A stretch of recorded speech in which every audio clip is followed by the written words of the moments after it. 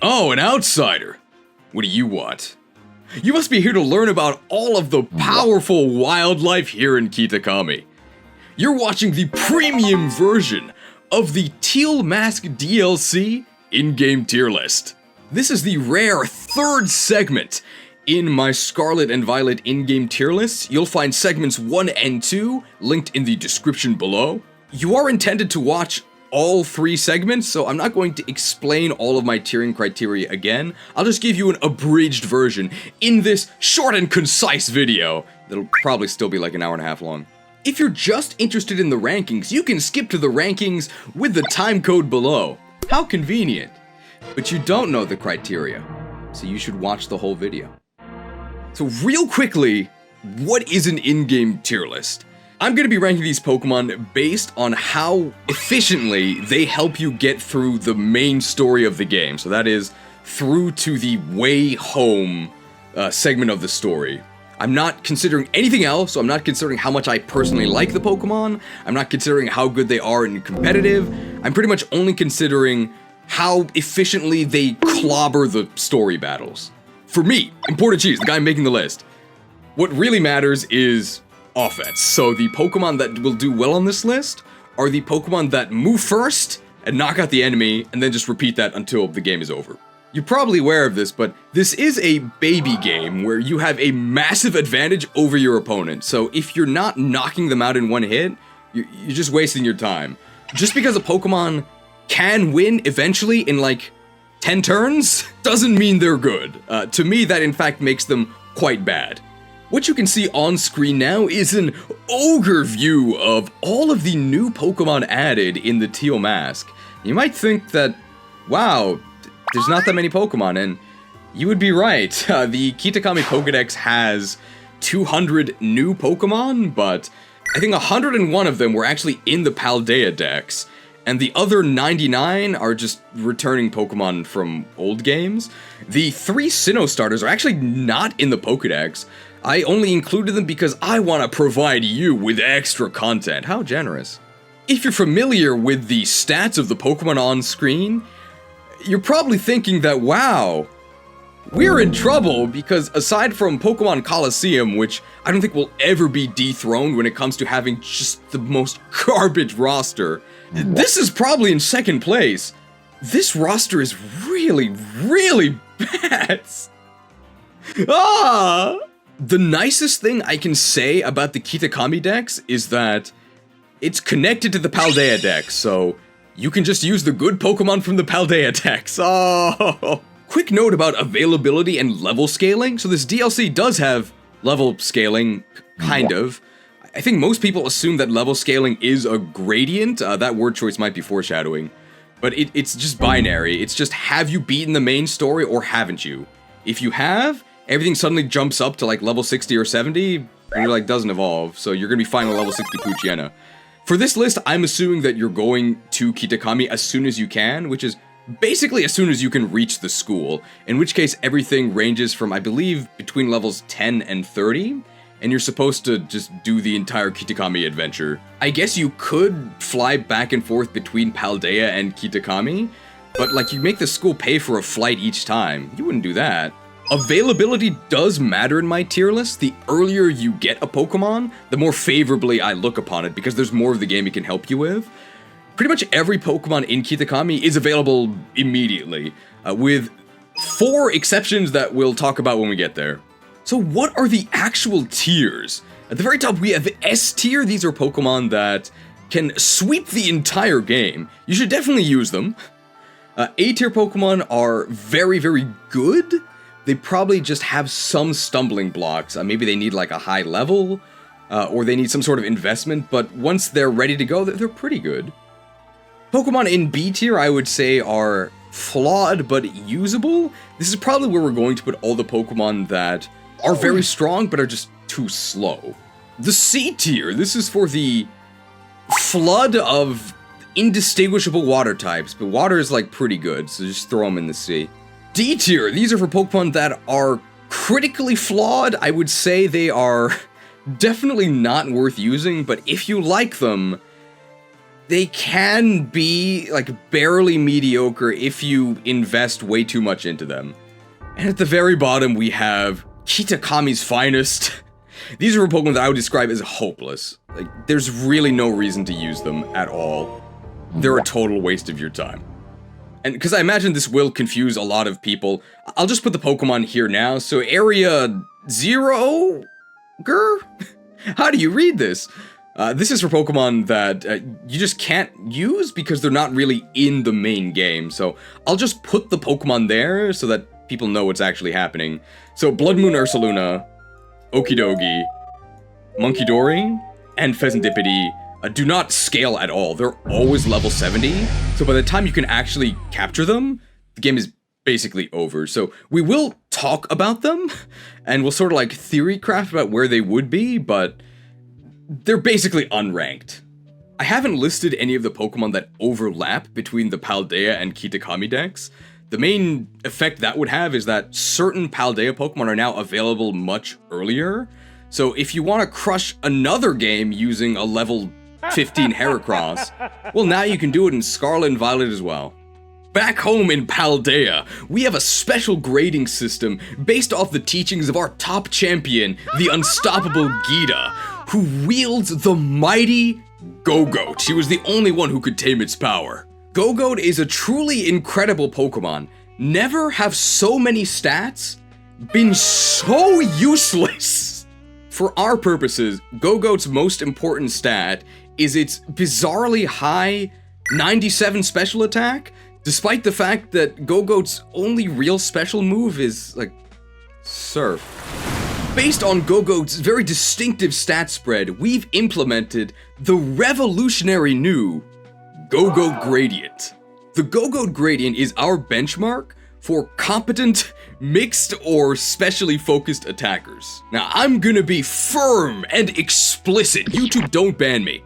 The Gogoat Gradient does not apply to physical attackers. So, for example, the Boulder Golem has garbage special attack, but you would never use special attacks with Golem anyway, so Golem does not fail the Gogoat Gradient. Pop quiz for the live viewers. Does Infernape pass or fail the Gogoat Gradient? Vote now on your phones using the Gogoat emojis. Well done, class. Infernape with 102 special attack does pass the Gogoat Gradient. What Pokemon fail the Gradient? No spoilers, but there's a lot, don't worry. For people watching the premium, here's a key to the emotes that people are going to be spamming. So when people agree that a Pokemon is placed correctly, they'll use convenience. If they think the Pokemon should be ranked higher, they'll use Tsuchino Up. And if they think the Pokemon should be ranked lower, they'll use Tsuchino down. And if you'd like to vote, well, you gotta be there for the live. Not that your votes actually matter. I don't actually listen to you guys. This is my opinion, okay? What a Tyranitar. Whoa! That bell means that it's time to actually start the rankings. Please let this be a normal field trip. With Miss Briar? No way. First up are the Sinnoh starters. I hope you liked using these guys in the Daipa remake and Legends Arceus, cause they're back again. Now, they're not actually in the Kitakami Pokédex, Like, you can obtain them, but there's no dex entries for them. I think that's really weird, but you can get them from a mystery egg that Jacques hands you right outside of Kitakami Town. I forget what it's called. It's random which of the three you get, and you can get either lucky or unlucky. First up is Turtwig. You can maybe guess by the unflattering icon I used for it that I don't think Turtwig is very good. We may as well get this over with. I think Turtwig is terrible. And yes, I know it gets Shell Smash now. If you disagree with this rating, let me ask you, if Turtwig was just a random Pokemon, if it wasn't actually one of the starter Pokemon, would you think it was any good? No. It embodies a lot of the worst aspects of an in-game Pokemon. It is slow, it is defensive, and its type sucks. Grass is ass. Ugh. So I just said Turtwig is slow. How slow is it? 56 base speed slow. That's bad. My benchmark for fast enough for in-game is 80. 80 speed is about where you'll outspeed most things if you have a level advantage, which you will because it's in-game. Something that really hurts Turtwig is that Grotle is not part ground. It is a pretty much completely useless slow defensive grass type all the way up until level 32. And once you actually hit level 32, it gains the far better secondary typing. It also learns Earthquake when it levels up. So if you start with Torterra, it would be like very bottom of B, but you don't. You have to actually invest into the turtle. I don't think it's worth it. Pretty much the only reason why Turtwig is not actually in Kitakami's finest is because it does actually get Shell Smash. You have to Mirror Herb it, which is quite a lot of work, but 56 speed, once you get the +2 from Shell Smash, you probably are going to be going first and sweeping the rest of the team, but the best Pokemon don't need any setup. They just win from the beginning, and Turtwig does not do that. Somebody mentioned, is this the worst in-game starter to date? Well, yes and no, because it's not really your starter, right? You have to hatch it from an egg, which means it's going to be level 1. So it does get through those first levels really quickly. I mean, there is universal experience share, there is the flat experience charm boosting it. It can catch up, but one of the best things about starters in the normal games is that you start with them. And Turtwig doesn't even get that bonus here. We'll say that we actually are being merciful to Turtwig here, because there is opportunity cost to obtaining Turtwig. If you get Turtwig, you don't get the other two, and the other two are much better. So if I was being like truly vicious and anti-grass, I would actually put this in Kitakami's finest, but I'm gonna be nice and only put it in D. How generous. Part of the reason why I wanted to include the 3 Sinnoh starters is because they cover the entire breadth of the tier list. Can you guess where Infernape's gonna go? I did enjoy using this thing in Diaper Remake and Legends. It's really good! It's kind of weird that one of the best indicators that a Pokemon is going to dominate an in-game tier list is that it's a monkey. I think we've had monkeys on like 3 of the thumbnails because they tend to just be really good. So the Chimchar line embodies pretty much everything that makes an in-game Pokemon good. It's available almost right away. It's really fast, so it goes first almost every time. It is a dual type, and that dual type is one of the best stab combos ever firefighting. In terms of offensive stats, it's actually not that great, but it is good enough. As we learned earlier, it does pass the Go-Goat gradient. Even though 104 mixed offenses are actually like not that impressive, Infernape does get away with it because we haven't even talked about one of the best parts of Infernape. Its move pool. This monkey has got all of the tricks. It learns pretty much every move you could ever want. So even though stats-wise it's like just kinda good, when you combine it with the fact that it's using Stab Close Combat, Stab Flare Blitz, Stab Fire Blast, Stone Edge, Elemental Punches, Believe me, it does enough damage, okay? Whether you do 200% or 100% of the enemy's health, the end result is the same. They're dead. Infernape does more damage with Earthquake than Torterra does? That's just untrue, right? Like, that's just false. Torterra both has more attack and does have stab. So I'm not really sure what you meant by that. I know we don't like grass types here, but we don't want to just, like, lie. Torterra's Earthquake is stronger. He's the leader of the bunch. You know him well.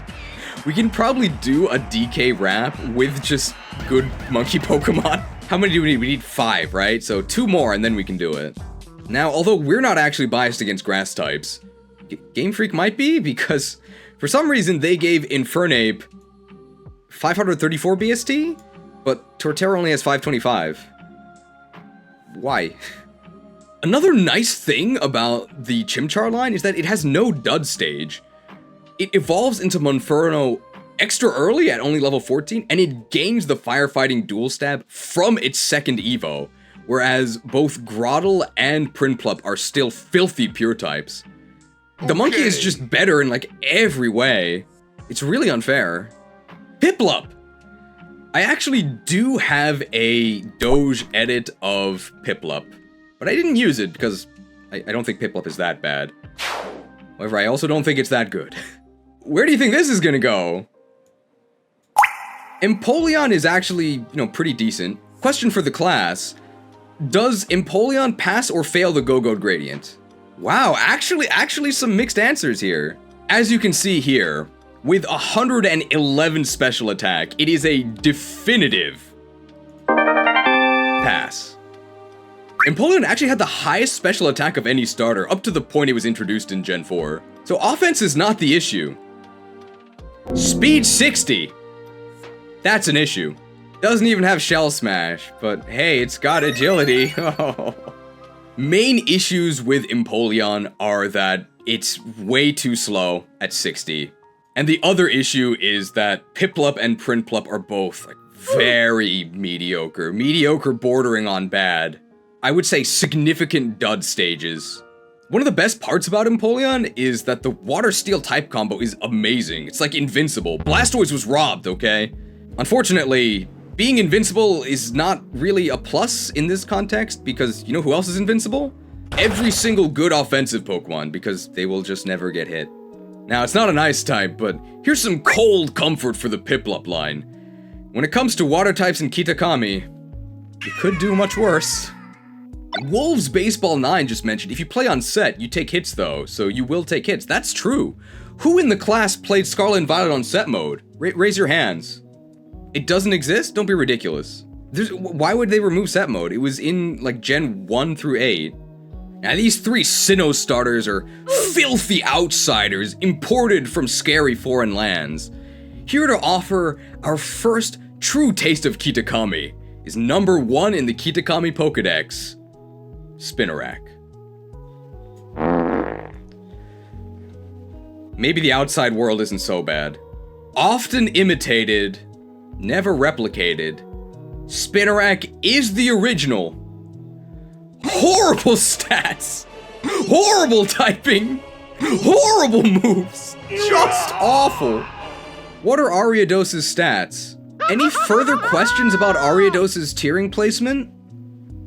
The hell is this? They actually buffed its base stat total by 10. They recognized that Ariados was too weak, and they gave it the buff it deserved.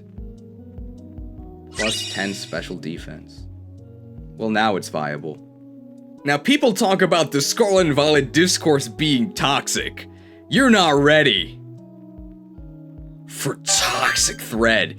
If you level Ariados all the way up to level 59, you are rewarded with the signature move, Toxic Thread, which actually has a very powerful effect. So it's the combined effects of both Spiderweb, which traps your opponent in, and Toxic.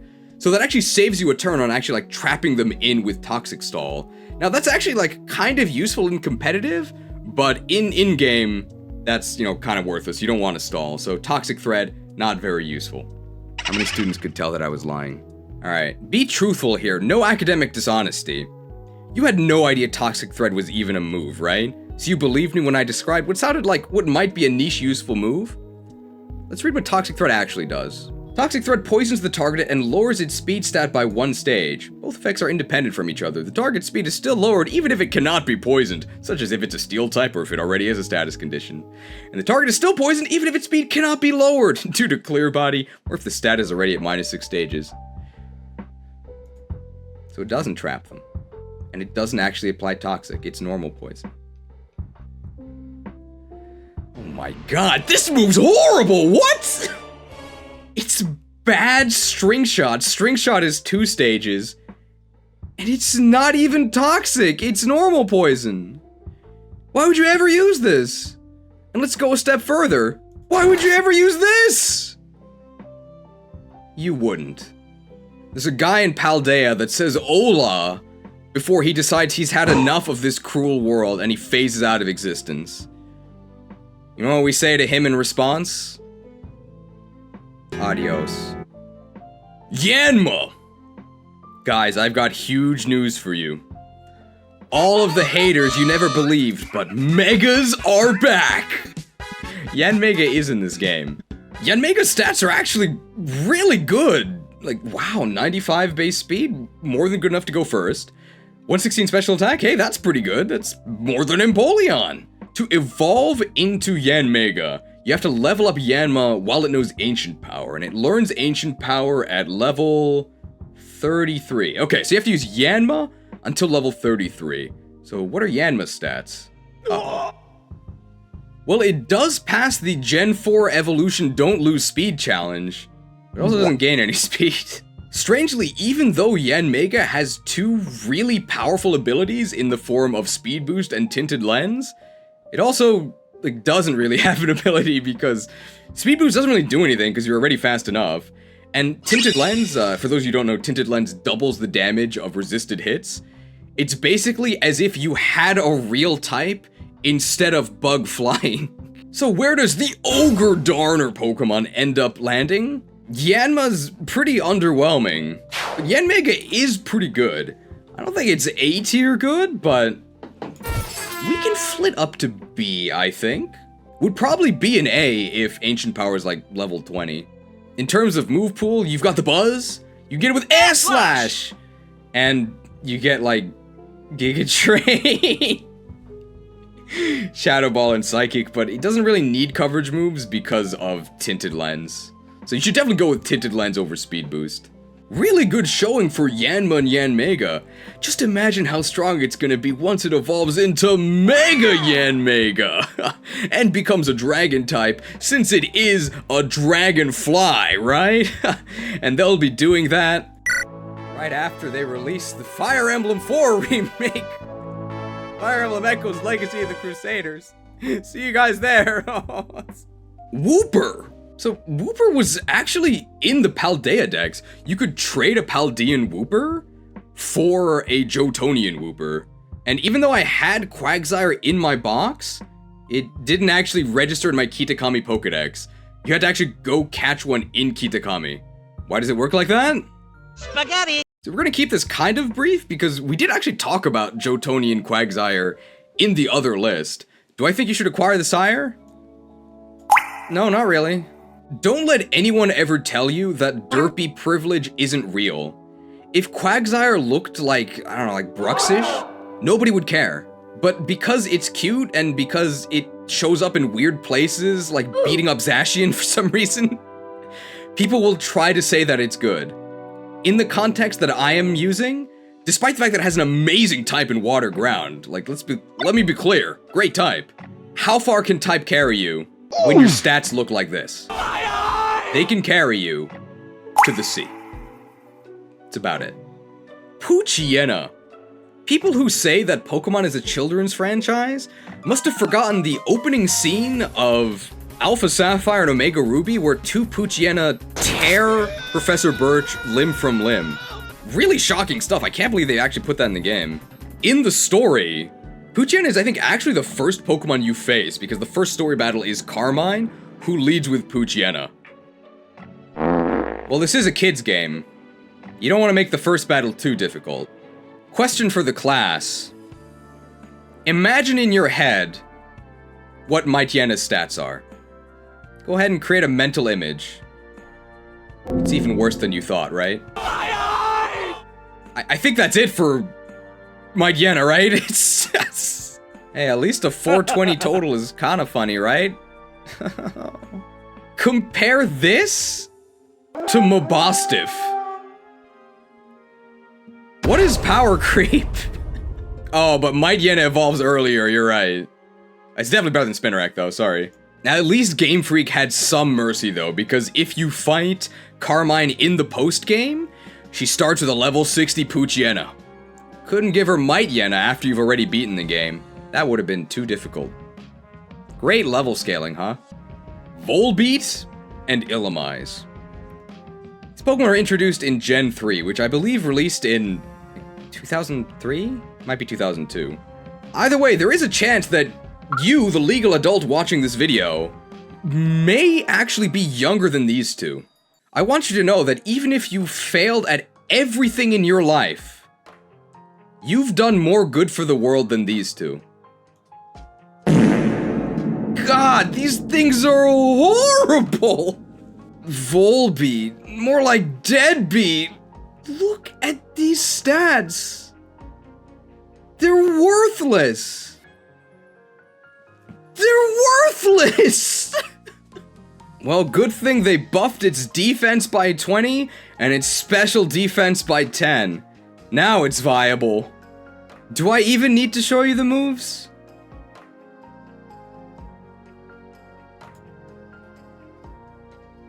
Here's the moves. They're bad. Hey, at least it gets Tail Glow, a +3 special attack boost. 47 special attack? Why? Oh, Illumise. More like Demise. It's even worse. Special attacker with a 73 special attack. Oh, pure bug. Well, at least it can boost that 73 special attack to workable levels with Tail Glow.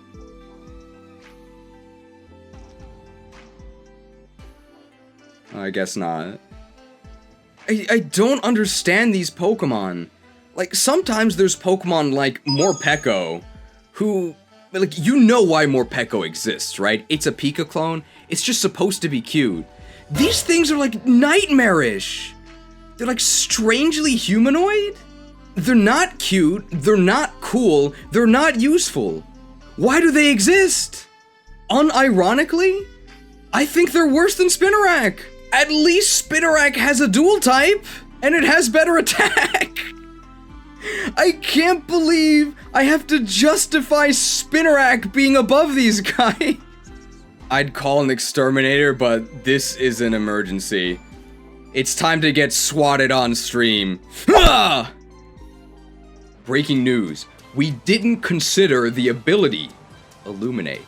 Now, Illuminate, you might remember as a totally useless ability that's actually actively detrimental because it increases wild encounter rate. But they buffed it. Now, modern day Illuminate also prevents other Pokemon from lowering your accuracy, and you also get to ignore their evasion changes. Wow. Illuminate. How about we eliminate it from the game? How about that? All I see is blackness. Who are you trying to fool with that blindfold? Myself. Corphish and Crawdont. Massive beneficiary of the Gen 4 special split because it's Water Dark, which is actually a very good offensive type. Both of those types used to be special, but now they're both physical. Do you know Crawdon's stats? Whoa. 120 attack? That's like really good. 55 speed? That's like really bad. Oh, somebody asked, why does it have 90 special attack? Good question. And the answer is because it's from Hoenn. You like slow, frail, mixed attackers? Have I got the Pokemon for you? Adaptability is actually super good. It doubles your stab bonus, but unfortunately adaptability is the hidden ability, which means that for in-game it's basically unobtainable, so I'm actually not counting hidden abilities. In the end though, adaptability just makes it hit harder, and it hits hard enough. That's not the issue. The 55 speed is the issue. Where does Corphish end up overall? It's got a great stab type. It's really slow. Not bad. Hey, maybe you could use Dragon Dance and then you might move first. Oh. I'd much rather be Water Dark than Water Steel, like in-game. Having a strong Ice Beam on Empoleon is good though. Yeah, but Empoleon only has a 20 special attack lead on Crawdon. And we can't forget that Corphish is one of the wielders of the mighty Crab Hammer, which actually is a pretty good move. If I was gonna cosplay as a student, maybe I should have shaved. It's really itchy.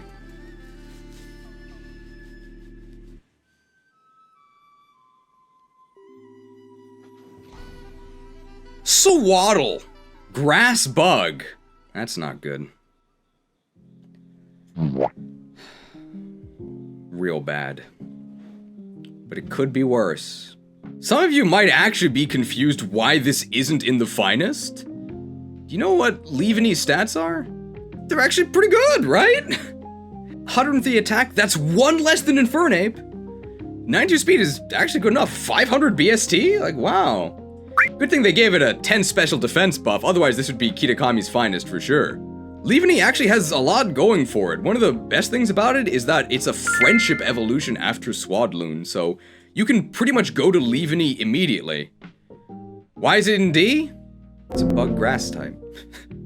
Could these types be any more useless? Well, they could. I mean, I guess it could be a bug poison type. That probably would be worse. It escapes the finest thanks to early Evo and actually pretty good stats, but bug grass, you're not going much higher than this, sorry. I should really emphasize how bad bug grass is. On their own, both those types are pretty useless, and together, they don't really offer anything new. You just get the same amount of useless twice. Amazing. Cutiefly into Ribombee. Question for the class. Does it pass the Go-Goat gradient or not? I see a lot of red arrows. 95 special attack. Less than 97. You fail. Cutiefly. It's really fast, so it goes first. And then what? Okay, but you can patch its special attack with Quiver Dance.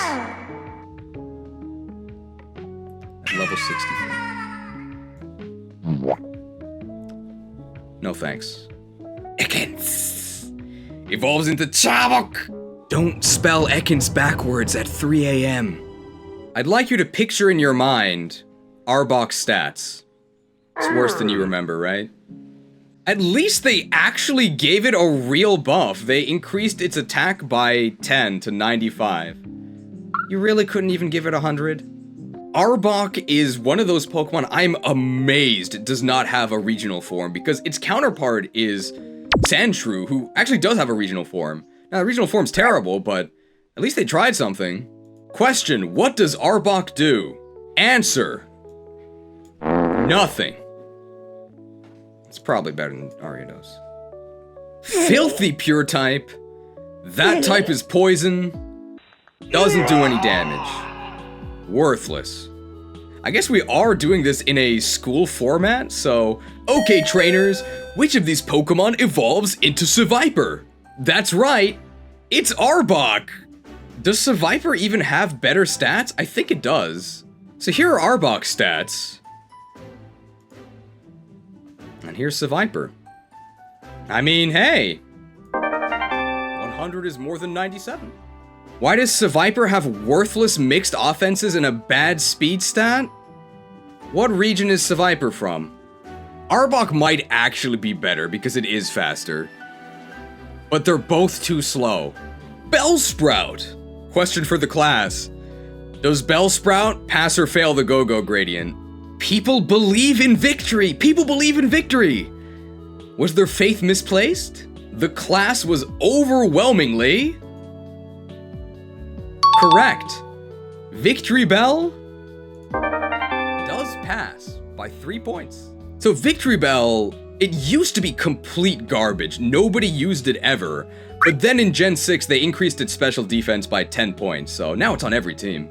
Well, I mean, it looks better than Seviper, right? Do you like kind of slow, frail mixed attackers? I don't.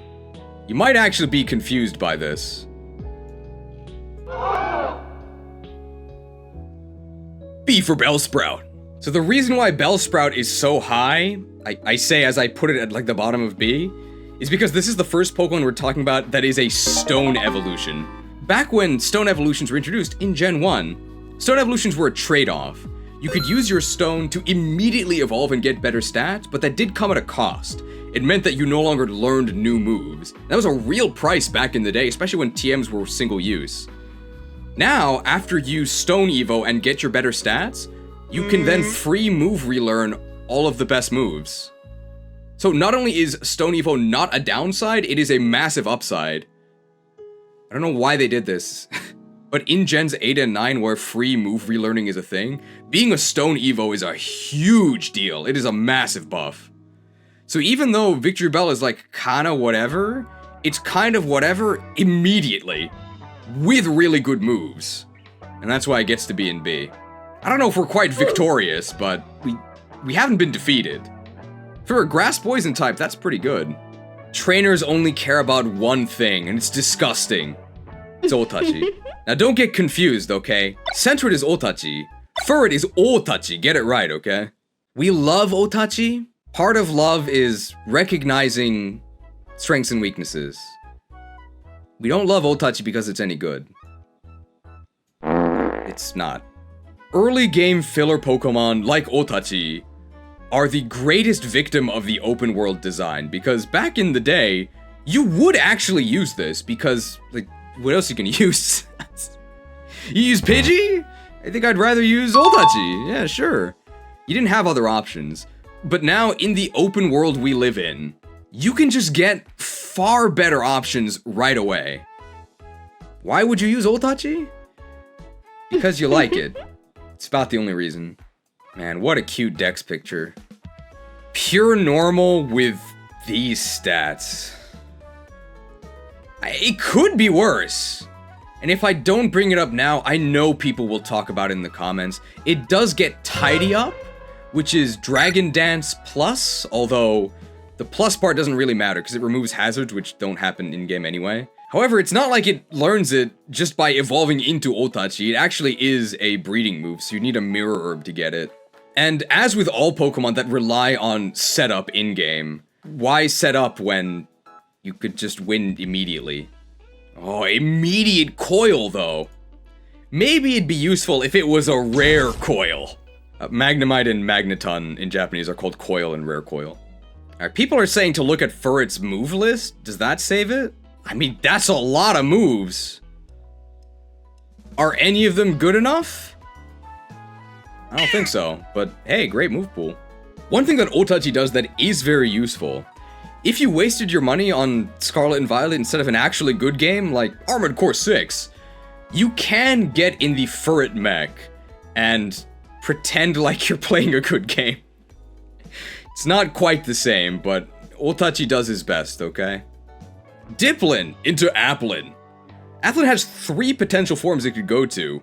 I sure hope that Diplin isn't a slow defensive Pokemon with a mediocre defensive type and underwhelming moves.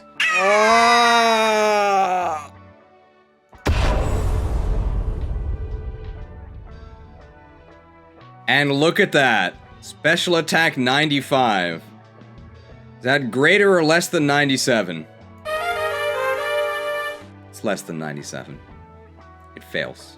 I'm not sure I could think of a worse way to distribute these stats. This is so useless. So we were pretty vicious to Diplin. Top of D.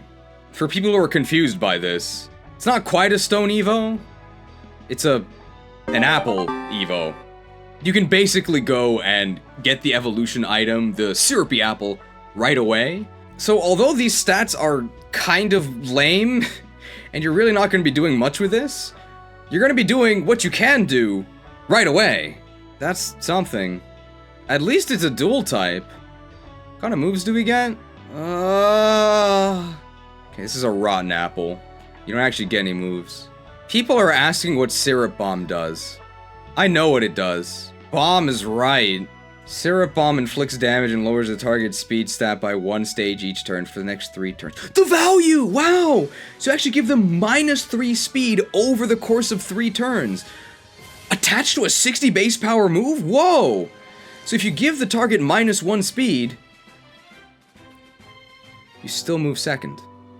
Definitely not the Applin of my eye. We should mention here, though, that the evolution item for Diplin does actually allow you to generate infinite money.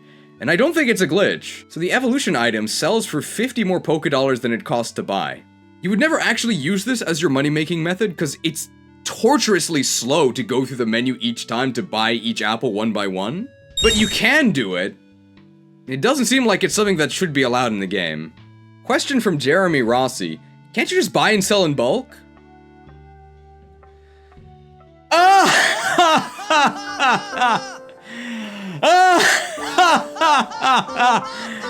Do you think we're playing a real game? No. You have to go through the menu each and every time to buy each apple individually from the unmanned store.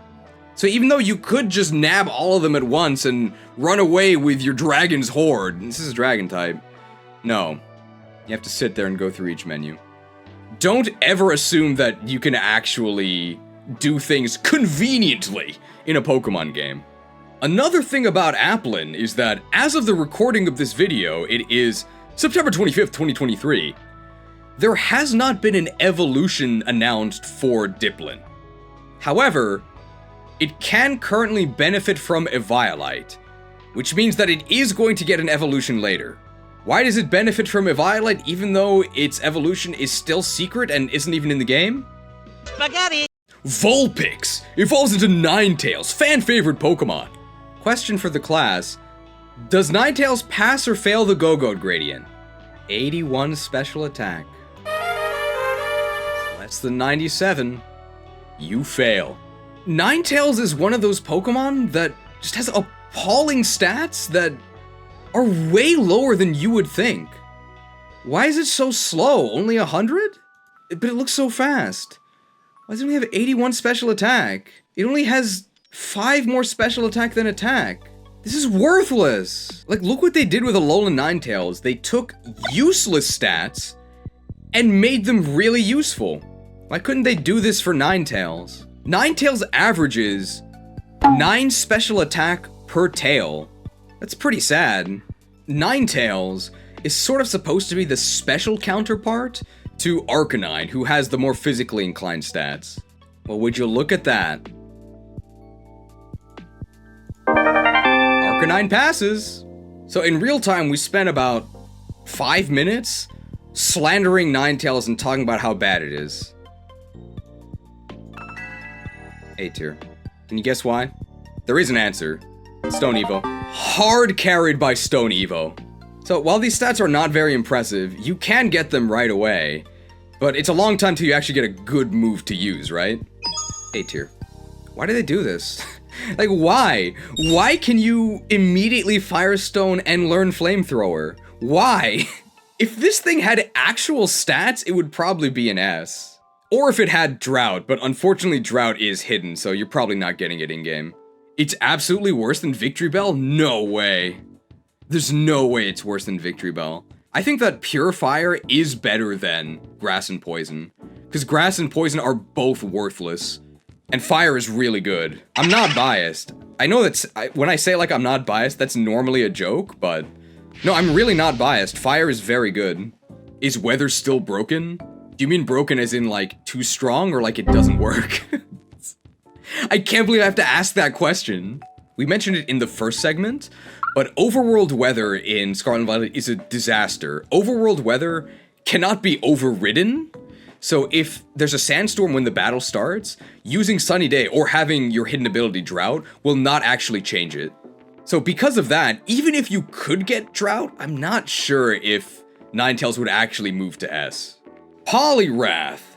Water fighting. He's not actually subject to the Go-Go Gradient because he is a physical attacker. How good's Poliwrath? Not good at all! When you see balanced stats like this, you know you're in trouble. Good thing they buffed its attack by 10 points. Couldn't give it 100? It's a fighting type. You really couldn't give it 100? It's 20 points slower than Poliwag. You couldn't just keep it at the same speed? Poliwrath is a stone evolution, so as soon as you get to Poliwhirl, you can then access Poliwrath's stats, and you can get those juicy move relearns. So Victreebel got things like Leaf Storm. What does Poliwrath get? Oh. It's nothing. Oh, but it gets Hydro Pump! 110 base power stab! 70 base special. I think the stone evolution aspect really doesn't help it at all. Poliwrath! More like Polilaugh!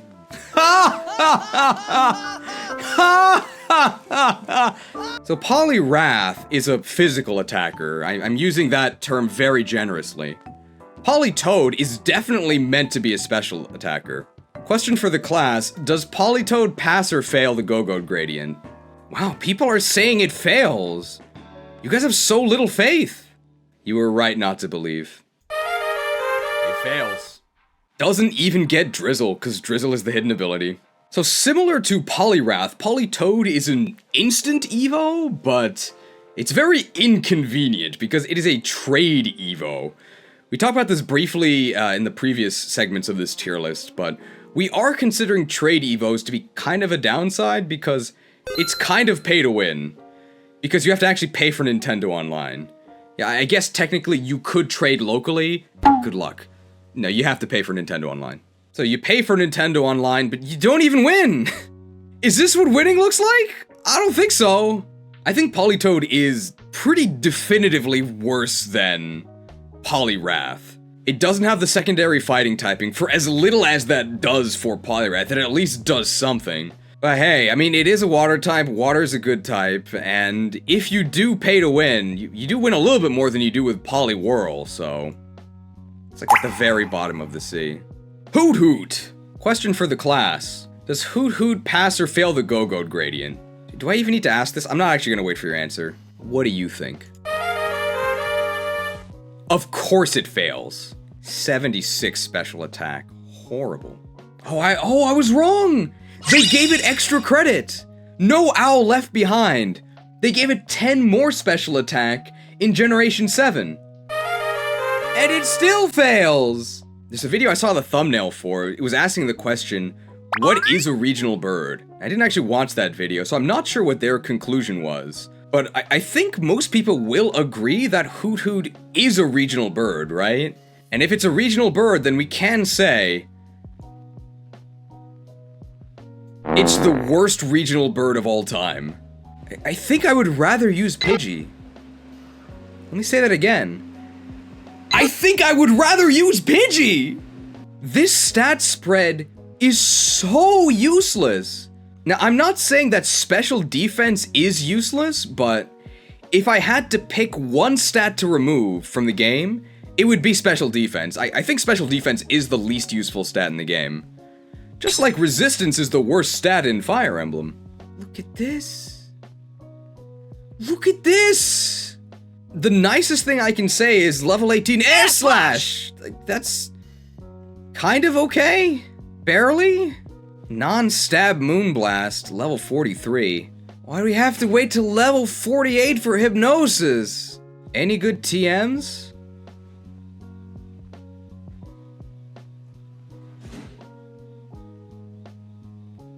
No? And the early Air Slash is actually kind of nice. I think it's better than OTACHI. When you fight Perrin, she starts by telling you that she's not very strong. And then she sends out Noctowl. I'm pretty sure they did that on purpose. Aipom! One of the clearest indications that a Pokemon is going to do well in a tier list is that it's a monkey. And Aipom is indisputably a monkey. And remember, Ambipom is in this game. It needs double hit to evolve into Ambipom. What level is Double Hit? It's level 32, so you need to use Aipom stats until level 32. What are Aipom stats? Oh no. I mean, it compares favorably to Poochyena, right? It's about as good. And it can evolve. You could use this. Why would you? Alright, I guess the wild one you catch is actually level 32, so we'll put it above Diplin. These are Ambipom's stats. Ambipom's stats are actually like, pretty reasonable. It's really fast, so it goes first. And then what? It does 100 base attack of stab normal. Wow. Here's Ambipom's stats. Here's OTACHI's stats. Why would you ever use OTACHI? Why would you ever use Ambipom? Ugh! Like, Ambipom's stats, they're really not that bad. They're not that much different than Infernape's. The difference is Infernape has a real type and way better moves. So that difference, I think, does equate to this massive gap in their tiering, despite them being quite close on the evolutionary tree. Swinub! I know it's Swinub. Are you ready? This thing's amazing! Is anybody doubting me? If you doubt me, step forward now. Step forward. And be destroyed. Look at these stats. These are like perfect. 130 attack, kills everything. 80 speed, just good enough to probably go first. You might go second sometimes, but you'll almost always go first. And Ice Stab is an amazing offensive stab combo. Flying types, oh, they're immune to Earthquake. What's Flying weak to? It's weak to Ice. The main thing that holds Swinub back in most games is that it's usually available quite late because they, for some reason, lock off these super powerful Ice types until late game. Uh-oh. You can get Swinub right away. What killed the dinosaurs? The Ice Age! I think he had like a frost gun, right? That would be a special attack, though. Look! Held items! Events! It has a choice band 100% of the time! I don't really know what this means, but it is good with choice band. The main points against Swinub is that Swinub is, like, not very good. And has to reach level 33 to actually evolve into Piloswine. Then it has to level up as Piloswine while knowing Ancient Power. Piloswine is a level 33 evolution. What level does it learn Ancient Power? Oh. It can instantly relearn it. It evolves into Piloswine at level 33, and then it evolves into Mamoswine at level 34. I could accept people thinking that Swinub shouldn't be an S, because you do have to carry Swinub until it gets to evolve into Piloswine, but I think the return for actually getting to Mamoswine is so good that it goes an S. Mamoswine is just a killing machine. It's definitely worth it. Seedot evolves into Shiftry. Question for the class, does Shiftry pass or fail the Go-Goat gradient? I'm getting mixed messages, and it is a mixed attacker. That fails. 90 is less than 97. Wow. A frail mixed attacker with middling speed. What region is this Pokemon from? Now, despite the fact that it has a whole 10-point lead in its attack stat, if you compare its physical and special move pools, the physical one is basically Leaf Blade. The special move pool is way more diverse, has way better options. So I think I would actually consider it to be a special attacker, so the Go-Go gradient does apply. So Seedot is totally worthless. It only has Bide, but it isn't a game with universal XP share, so once you get to Nuzleaf, which is fairly early, I think it's level 16, you can then go straight to Shiftry because it is a Stone Evo. Stone Evos are pretty good. I'd rather use this than Victory Bell.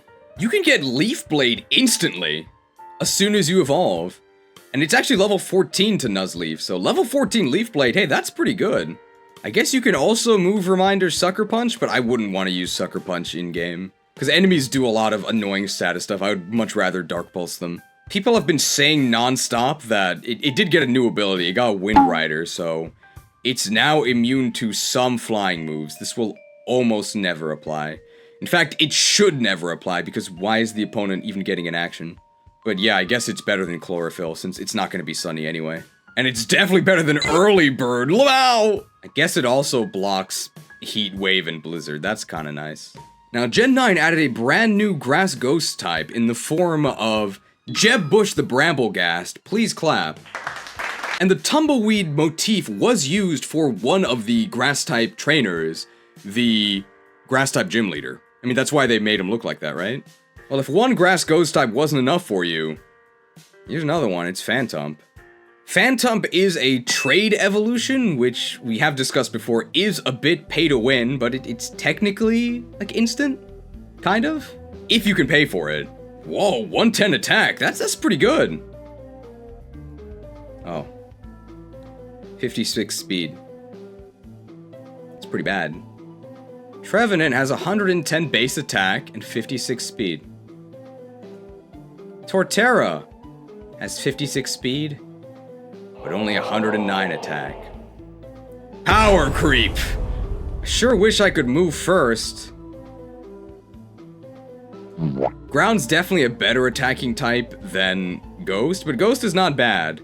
And you don't have to wait forever, you can just trade right away. And apparently there are also wild Trevenants, so you can just catch them.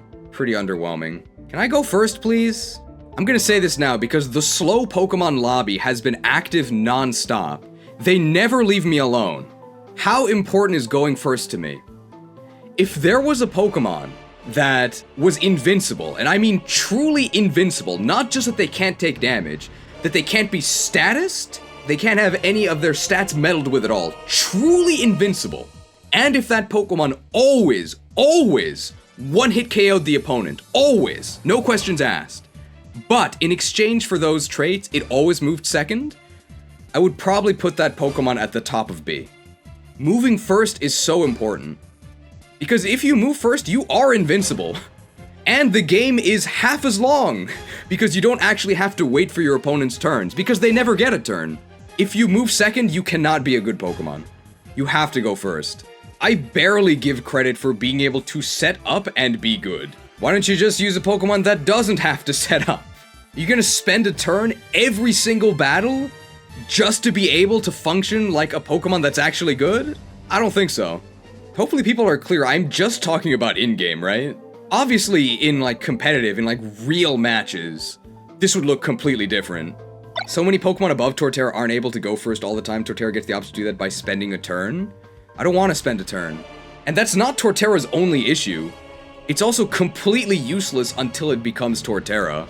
And you have to get the Mirror Herb and something else with Shell Smash and do all of this work just to get a Torterra. I'm not a fan. I'm not sold. I'm convinced the only reason people defend Turtwig is because it's a starter.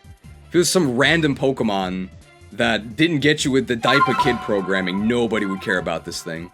Some people do have different playstyles. I think that's fine. I don't think that's fine. I think you should play the game the way I play it. Those of you who have the will to make this tier list, follow me. The rest of you, get out of my stream. For those of you who are confused, I'm not being serious there. That's a line from this game. Before the main character does something awful, but he had to do it, okay? He was right. I can even repeat that threat while holding Menethil's might. Those of you who have the will to build this tier list, like and subscribe. The rest of you, get me out of your sight. Alright, my promise to the setup lobby, at the end, we'll take another look. I wouldn't get your hopes up. Wow, what's this? It's actually a new Pokemon. Crazy. So in Gen 9, they added a brand new Ghost Grass type in the form of Jeb Bush. Please clap. And of course, they added it so that it could be the signature Pokemon of the Grass type specialist that looks a lot like Bramblegast. Then in the DLC, they added Phantump, a Ghost Grass type. Then in the DLC, they added Poltergeist, Ghost Grass type. Is that enough for you? So the evolved form Sinischa? 70 speed is okay. 121 special attack is really good. That's a definitive pass. If you compare it to Poltergeist, It's basically just worse in terms of stats, because it loses 10 in special attack. Where did those points even go? It went to, like, defense. Who cares? You trade a little bit of special attack for a dual typing. Almost always, that would be a smash hit for the trade, right? You would always do that. But that secondary type is Grass, which is one of the most worthless types in the game. I still think it is worth it, though, so I think it is actually better than Poltegeist. It gets Matcha Gotcha, which is one of the weirdest moves ever. It's like a Giga Drain, except it has a chance to miss, because it's only 90 accuracy, and has a 20% chance of burning. I really don't understand how this works, though, because you hit them with the Matcha, and then you, like, steal health from them. Like, what is happening? I can't believe they added Gotcha to Pokemon. It was only a matter of time, right? So where do we actually put Poltegeist? What is this thing called? I don't know. Sinistea? What is this thing called? It's really confusing how the Evos are flipped. Oh, Sinischa. The biggest point in Sinischa's favor is that it's not quite a stone Evo, it's a cup Evo. It's an Evo item that you can get immediately as soon as you can actually access the first form. What's it? Sinischa? It's so confusing. I think if it learned a really good move upon Evo, it would probably be better than Vulpix. But it gets like a grass move. So I think I agree with MJDXP when they say it's probably better than Shiftry, but worse than Yanmega. Could you imagine if this Pokemon had a real secondary type instead of grass? It would be way better. Geodude, go! Geodude's my mom's favorite Pokemon. I also really like it. The Boulder was one of the best Pokemon in Gen 2. And even in Heart Gold and Soul Silver, it was actually pretty good because, again, that was a game with a linear progression, so he crushed most of the region and he was available early. I think erosion has taken its toll. He's just way too slow. Pretty great stats, and they even gave it a very relevant buff. Went from 110 attack to 120. 110 probably killed everything anyway, but 120 kills more things. I'll take it. Can I have more than 45 base speed, please? 45 base speed is so bad that even if you spend a turn to Rock Polish, you still might not go first. The reason why we are going to put the retired Boulder at the top of D is that Rock Ground is really good stab. Geodude is reasonable, and as soon as you get to Graveler, you can actually go to Golem, assuming you pay, because it is a trade Evo. But if you pay, you do kind of win. These stats are really good, except for the speed. If I put Geodude at the bottom of B, is Torterra going to Shell Smash and kill me? That's what I'm worried about. Can I put Golem at the bottom of B without getting swarmed by the Torterra lobby? That's a good comment from some eggplant. Golem has a better floor, but Torterra has a higher ceiling. Leave them both in D. I think that can end the war. Well, it's very convenient that we're talking about Timburr right after Geodude, because in many ways they're the same. They're both really slow, with really good attack, and the trade Evos. So I think pretty much everything we said about the dude also applies to Timburr, except Timburr is a pure type. Its stab is not quite as good, but fighting stab is still really good. I think it has 140 attack, which is absolutely massive, so there's no way this thing is among the finest. But there's also no way this thing is moving first ever. It can't even Rock Polish, so just forget about it. Accept that you're going second, and that you'll probably get the KO, but why don't you just go first and get the KO? How about that? Mach Punch with kill things with 40 base power? I don't know. Does he even learn Mach Punch? Like, naturally. People are telling me there's Mach Punch. Are you mocking me? Where's Mach Punch? It's a mirror herb move. So no, it doesn't get Mach Punch. Pretty sad for these gym bros. I think if the Torterra lobby wasn't threatening to Shell Smash me IRL, I'd probably be okay putting these at the bottom of B. But these guys are like the definition of go second but kill your opponent. Which is not useless, you just could do better.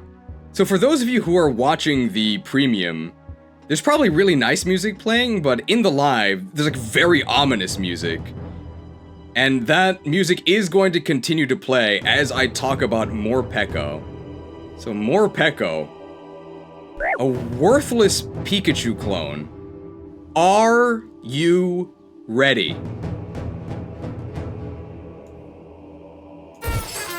Are you ready? It's really not that bad. Look, 97 speed, 95 attack at base. That's like not that bad. For like a stage 1 that you can get immediately, sure. And it's a dual type, and both of those dual types are really good. I would actually put it even higher if it had Aura Wheel at like a reasonable level. Aura Wheel is ridiculous. It's so good. Luxray dead in a ditch. Aura Wheel, 110 power physical electric move, 100 accuracy, with upside. It increases your speed by 1. What? I wish it wasn't level 55.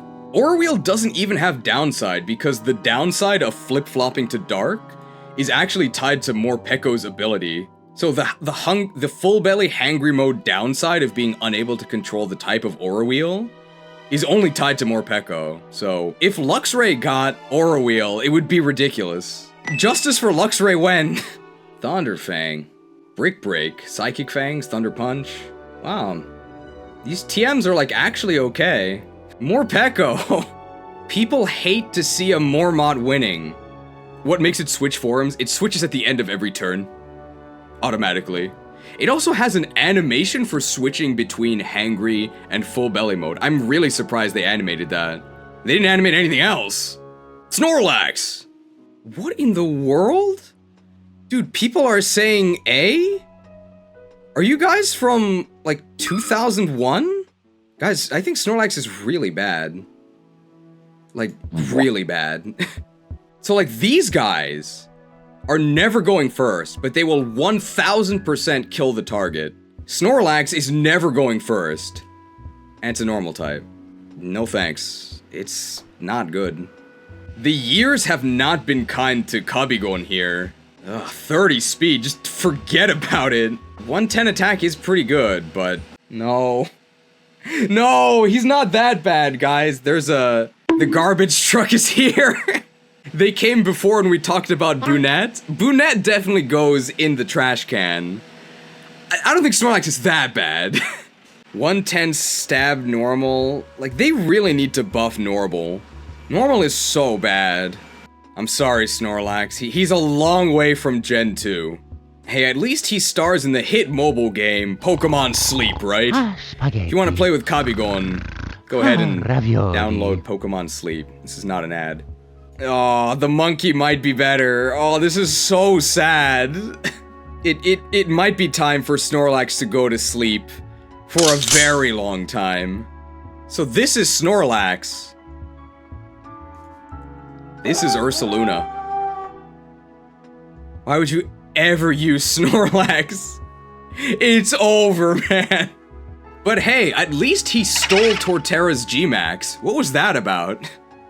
I've been very unkind to Torterra in this list, but even I think that was nonsense. This is Snorlax's punishment for stealing Torterra's G-Max, okay? It turns out it is fair. Lotad into Ludicolo. This one should be kind of easy. Question for the class. Ludicolo, definitely a special attacker. Does Ludicolo pass or fail the Go-Go Gradient?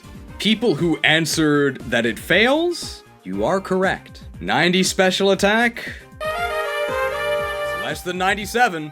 70 speed is a little suspicious, but probably good enough. 90 special attack is... I don't know. What moves do we get? Couldn't be Giga Drain? Just Mega? Hey, Hydro Pump on move relearn, that's pretty good. Energy Ball on move relearn, that's pretty good. Anything else? Ice Beam? Yeah. And it is a Stone Evo. I mean, it can walk on land, right? How about this? We're making a garden here. Don't say that I'm being unfair to grass types. I'm pretty much only mean to Torterra, right? Look at this. Look at this! There's 4 grass types here. It might actually be better than Shiftry, you're right, because I'd rather have water than dark, right? Ludicolo really shines in rain, but you're probably not setting rain. So it can't actually unlock its true power, but being a Stone Evo really saves it. They need to nerf Stone Evos. Alright, so by popular demand, There is now a C tier, which means that some things are going to get rearranged. We think that the gym bros, they're definitely going up. So Timburr does the weightlifting, and Geodude is what he's lifting, so they're partners.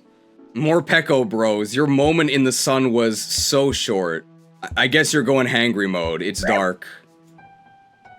I can put Rabombi up as well. I would keep Morpeko up if Aura Wheel was earlier. If it got Aura Wheel at like level 20, it would be like top of B. Aura Wheel is so crazy. Grubbin! It is a bug electric type. Man, Vikavolt, look at this! Whoa. Vikavolt flusters opponents with acrobatic flying maneuvers. This creates an opening it for it to deliver an electric beam attack. An electric beam attack? It's got Bolt Beam! Whoa. Whoa, 145 special attack? That's crazy! Wait, and this is a Stone Evo, right? Yeah. It's a Stone Evo, so you can get that 145, like, right away. Dude, that's crazy. Like, S-tier Pokemon? For sure, right?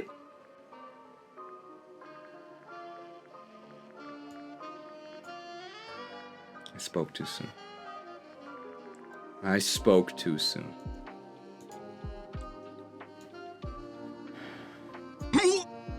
At least it's a Stone Evo. What region is this guy from? You can type it in the chat. It's from Alola. If only it had a real speed stat! Why? Oh, at least it's got Vice Grip. Did they change the spelling of Vice Grip?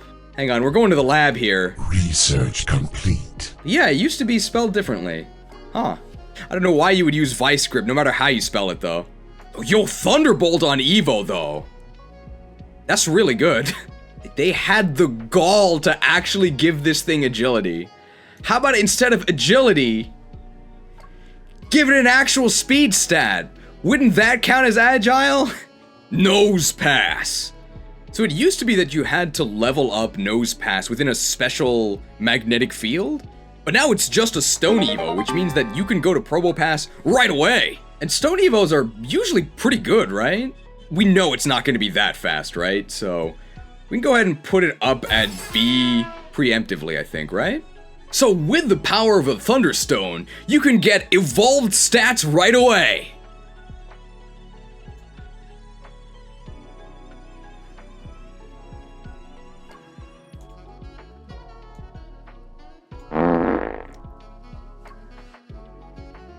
Probopass. More like Probo ass! What? What is this? Oh, and of course, 75 special attack fails the Go-Go gradient miserably. 40 speed. Oh! What moves do we get? You don't even get Power Gem until level 25! Why isn't it an evolution move? Where's Flash Cannon? Where's Flash Cannon? Where's Flash Cannon? Dazzling Gleam. Oh, here's Flash Cannon. We found it. Oh, this is horrible. People want to believe in Arbok. Congratulations, Chavok. You're better than Probopass. Sandshrew. So, fun fact, Sandshrew's Japanese name is Sando. It's just sand. But Sando is what we call sandwiches in Japanese. You just call them Sando, like the shortening of sandwich. And then Sand/'s Japanese name is Sandopan. And pan is actually the word for bread. So it's sandwich and then bread. It's not actually like where its name comes from, but that's what I think of. Now this region is all about sandwiches, so Sand/ has got to be pretty good, right? At least ground is a good type. 100 attack? That's okay. Stab Earthquake? 65 base speed? I mean, that's not the end of the world. It's not good, but it's okay. Look at this. For the Alolan form, they took 20 points from its gargantuan 45 special attack. They moved 10 to defense and 10 to special defense, so certainly more useful, but then they made it an ice type, so it just dies anyway. What's the point? When do we get Earthquake? Oh god. Oh, God. At least Torterra gets Earthquake as soon as it evolves. Bulldoze. I can think of another word that starts with bull. If this got Earthquake earlier, it might be at the top of D, but as stands, oh no. At least Ground is a very solid type. And it does evolve really early and has 100 base attack, like that's okay. I think it just barely escapes the finest, but it's close, man. Gligar into Gliscor. Gliscor, I think, is actually one of my favorite Pokemon in terms of gameplay. It just feels like a very fair, strong Pokemon. It's got amazing physical bulk. It can 1v1 pretty much any physical attacker, but it does have, weaknesses you can exploit. You can Ice Beam it. It doesn't instantly melt to special attacks, but definitely is weaker to them. And I think my favorite part about Gliscor is that it actually does hit back.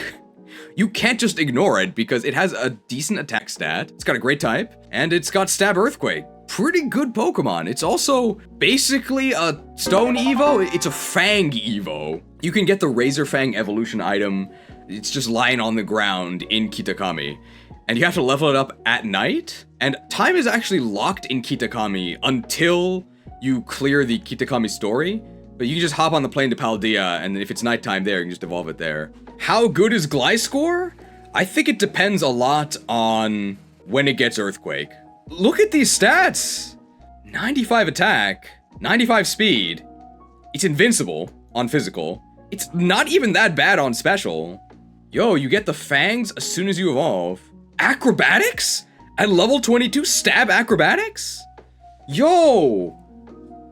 At level 45, you get the Crab Hammer coverage. Dude, this thing is... It's kind of good. Where's Earthquake? Where's Earthquake? Oh, we found Earthquake. It's TM. Even with the Earthquake TM, because this is basically a Stone Evo, I'm feeling it. Dude, this thing is good. And it turns out it actually has high horsepower, so not quite Earthquake, but almost as good. And can't forget the Crab Hammer coverage. I think it's better than Ninetales, you're right, considering you can immediately give it high horsepower. It has the same offenses as Morpeko, but it does have I think an even better typing, and more importantly, better moves, because Aura Wheel is like level 55. People crying out for justice for Gen 2 Pokemon? I think we got it, right? Some of these Gen 2 bros, they're doing really well. They just needed to no longer be in Gen 2. Mandibuzz. The defensive counterpart to Braviary. So we're already starting off on kind of a worrying note. God, what are these offenses? What are these offenses? It's looking really bad. But at least you get those stats pretty soon, right? I think that does actually make it better than Hoothoot.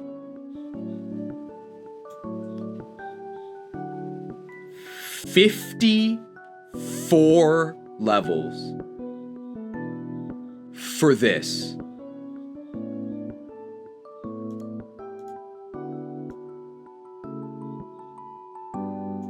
Absolutely not.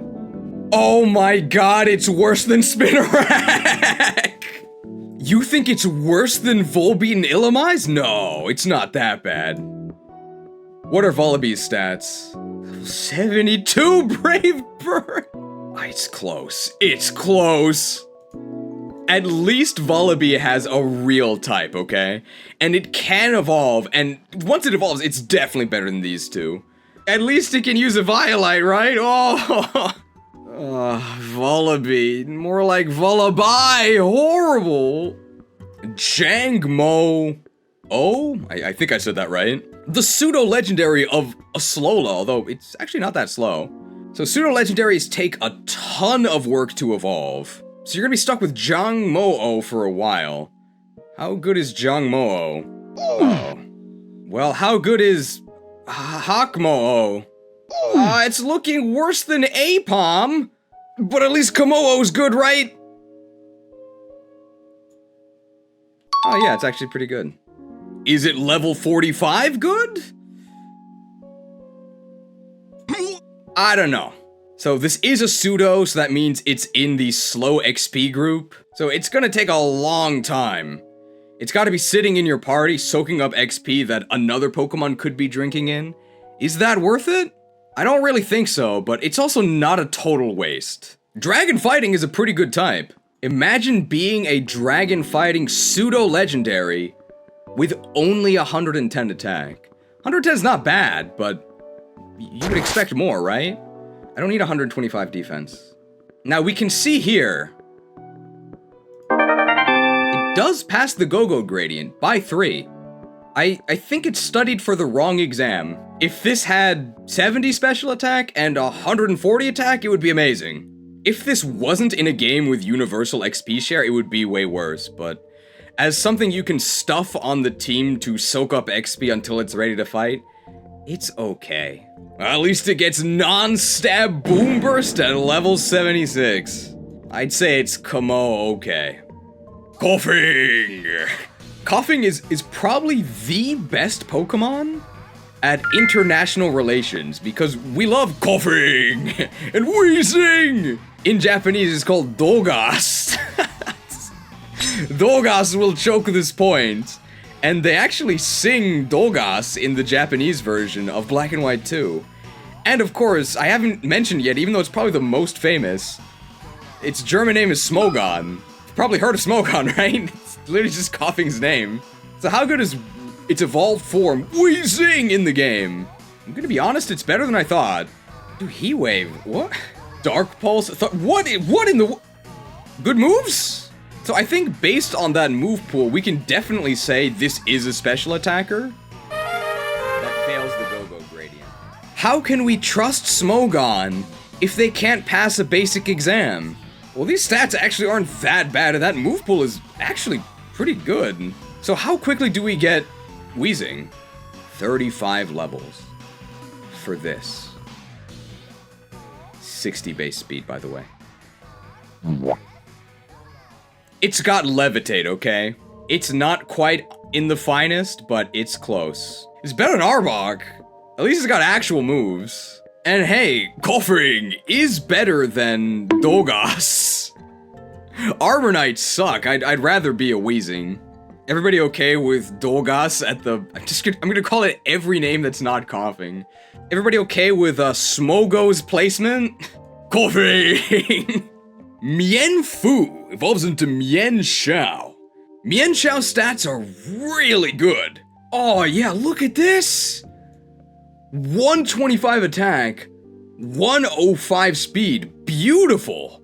It doesn't get much better than that. We love Mienfoo. Easy A tier, easy A tier. Now the only thing that could hold it back would be some sort of insane Evo level.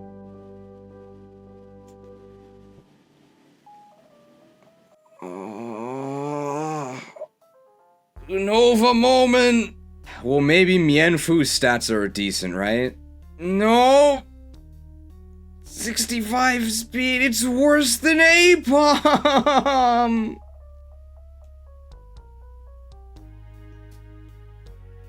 Can I get, like, a real Evo level, please?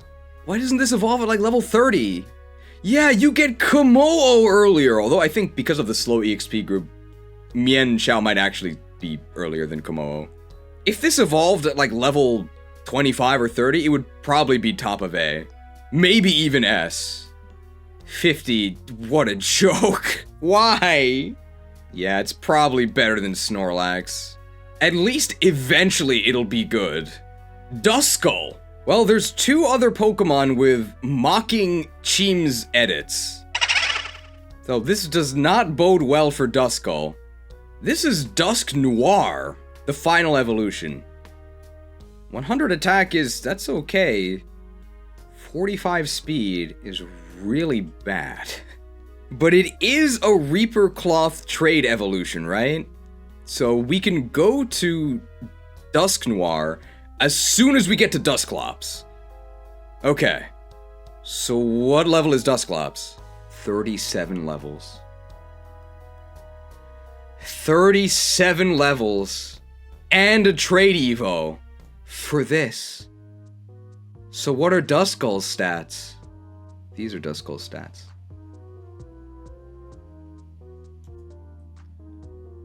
Pollen Exorcist. I can't believe it's worse than Spinarak! Who knew Spinarak would be doing so well? You might be able to argue that eventually it's better than Ariados. The fact that you even have to try and convince me of that is an incredibly worrying sign. It should be a given that you're better than Ariados. Dusknoir has less HP than Piplup. Is that true? Dusknoir has 45 HP.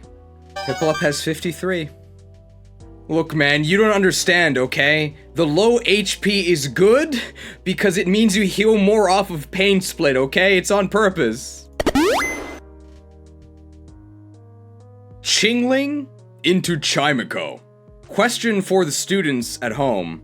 Does Chimeko pass the Go-Go gradient, yes or no? Vote now on your phones. Wow. Nobody believes in Chimeko. And you were right not to. 95 special attack. It's close, but 95 is less than 97. Look, they gave it a 30 stat buff. Where did those stats go? 10 to HP, 10 to defense, 10 to special defense.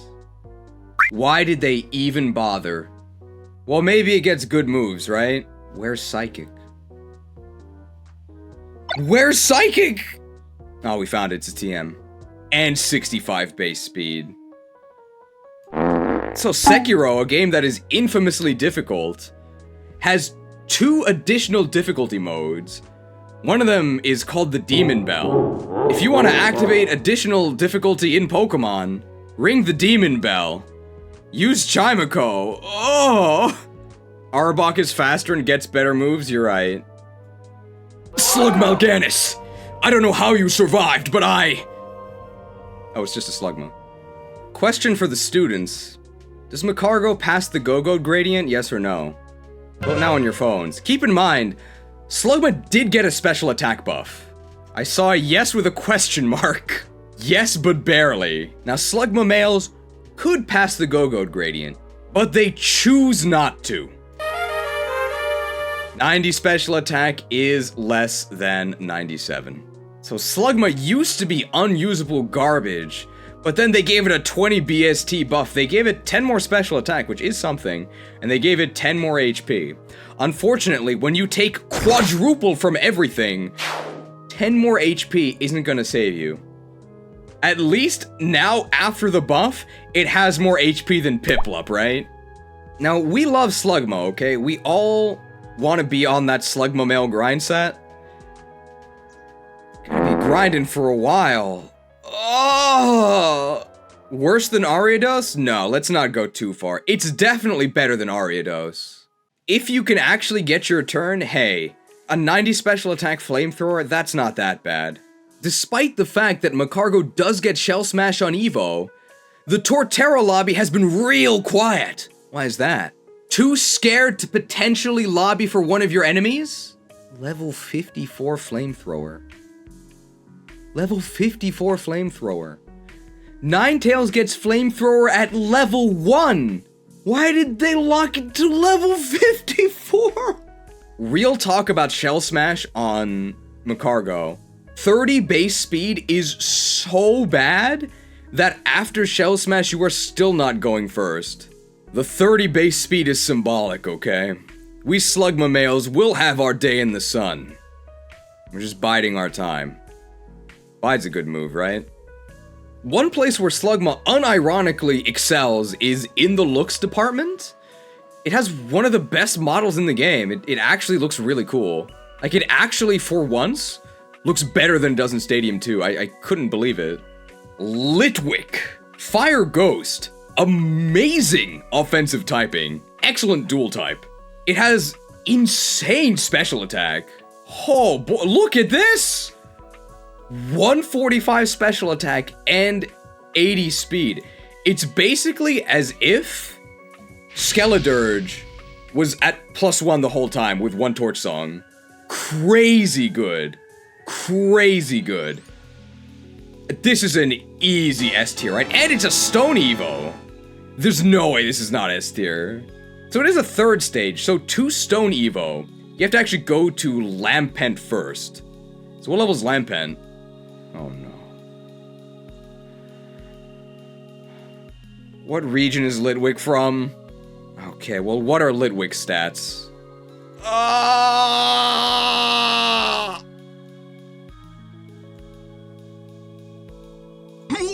What a shame. I'd rather use this than Jangmo. If this thing evolved into Lampent at a real level, like, I don't know, like 25, it would probably be in contention with Monkey. But no, level 42. Hashtag retcon Unova, okay? Just reduce the Evo levels. This has gone on long enough. Apparently there's a static Terra Lampent. Oh, Kindle? But it's level 45, which is higher than the level you'd have to reach anyway, so...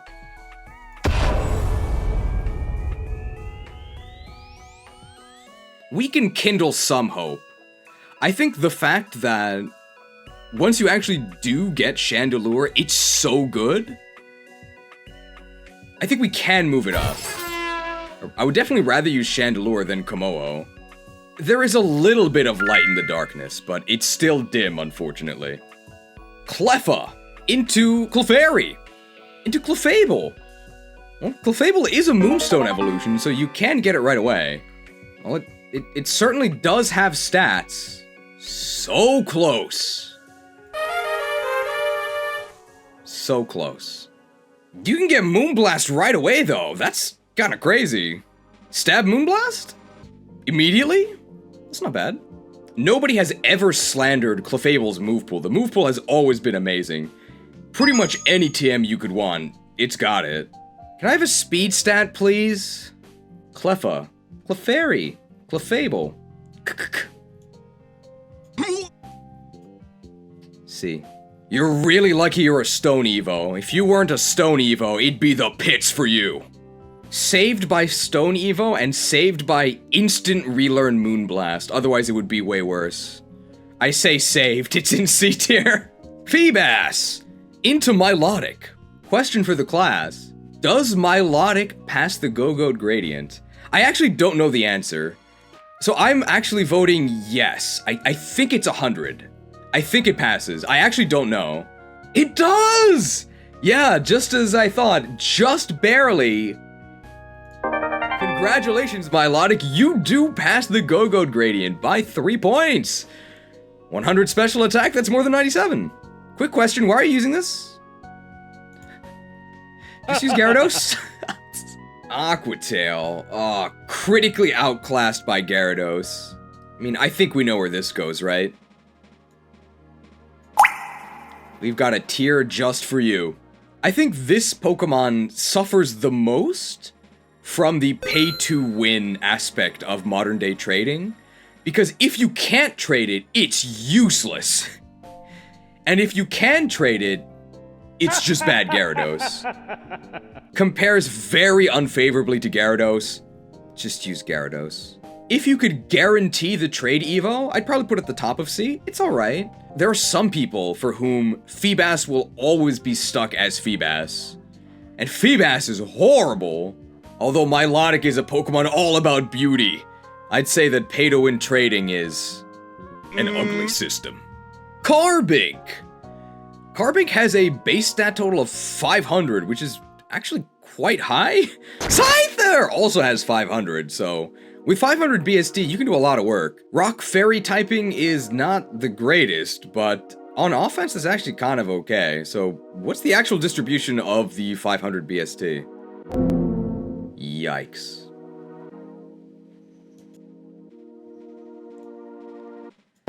Can't believe it's worse than Spinarak! Let me ask the class, give me an adjective to describe Carbink. I can think of one. It's very accurate, it's not very colorful. My adjective is useless. Okay, and people are saying slow, cute, offensive, beefy, defensive, and useless. Slow. Yeah. So what moves do we get? It really doesn't matter, because with 50 in offenses, this thing's hopeless. Guard Split. Why would you ever Guard Split? I guess you could Guard Split your partner in one of the double battles in this game. Level 55 Moonblast. Level 60 Stone Edge. I might be throwing a stomping tantrum soon. What is this? It's worse than Duskull, right? I think it's worse than Duskull. Oh my god. Well, at least it's pretty good when it evolves into Diancie. Okay, people are telling me that Carbink doesn't actually evolve into Diancie. Excuse me. I have a Diancie Pokemon trading card here. Now, you guys can't read Japanese, but it says that it evolves from Carbink, okay? And if you disagree with me, you should brush up on your Japanese! Now, people might say that it does say that it's a basic Pokemon, but I am serious when I say this. Being a basic Pokemon in the TCG is meaningless these days. So you haven't disproved me, okay? Ducklet. Does Ducklet pass the Go-Goat Gradient? Vote now on your phones. I am seeing a mix. Some people do believe 87 special attack. That is a definitive failure. Wow. 87 mixed offenses. 98 base speed. Speed's okay. How are the moves? Level 27 for Air Slash. 35 levels. 35 levels for this. So all of these Pokemon in the sea at least have the benefit of evolving pretty quickly. Oh. Horrible. I don't think it makes it to the sea. I think it's stuck on land. Swana's most useful role was, back when it was introduced in Gen 5, it was a pretty decent HM employee, because it could fly and surf. But now, convenience has rendered its niche obsolete. Duck, duck, goose. Does that end with me not choosing this? I don't know how to actually play Duck, Duck, Goose. Did I, like, mess up? Dude, why is Ducklet on here twice? I'm not seeing things, right?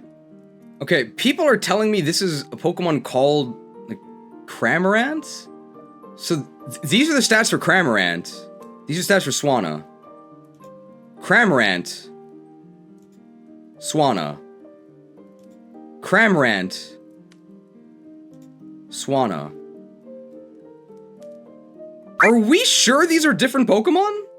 They're almost identical, except Ducklet has to evolve and Cramorant doesn't, so Cramorant's better. Congratulations. Is there anything to say about Cramorant that we don't say about Ducklet?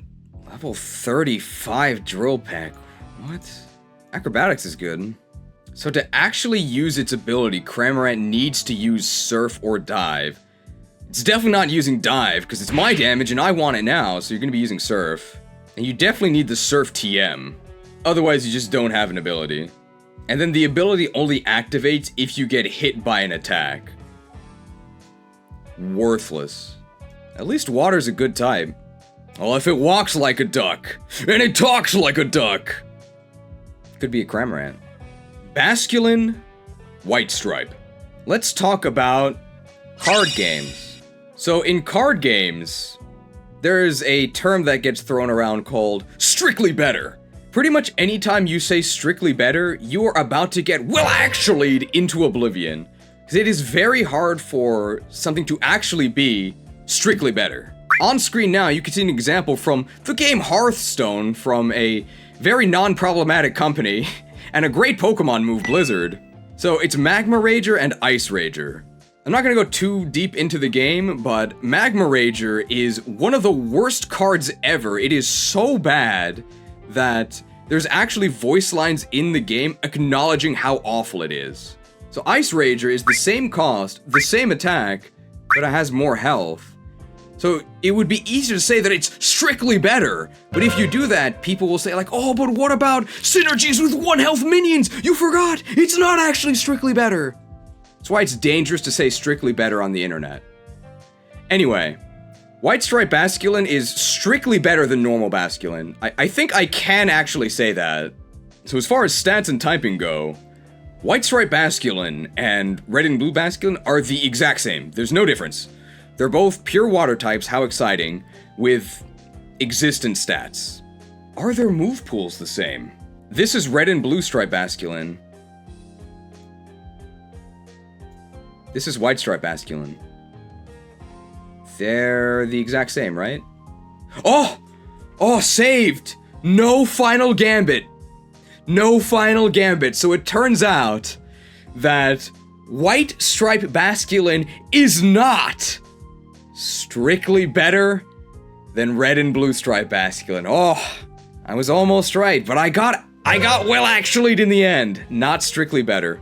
I really hate when they do this. It's not even a real regional form. It is almost identical to vanilla Red and Blue Basculin, except White Stripe can evolve and the others can't. Why? Why do they do this? There is an answer, and the answer is so that you'll spend $35 on the DLC. Anyway, how good is Basculin and Basculegion? It's really good. So Basculin's stats for a single stage Pokemon are kinda whatever. Like, they're okay. I wouldn't get excited about this. Basculegion is not a level Evo. You have to lose at least 294 HP from recoil damage without fainting. It's not that hard. You can do that pretty reliably. It's obviously easier the more health you actually have to lose, but you can do this fairly easily. Just subscribe to Big Pharma and you can do this in like a couple minutes.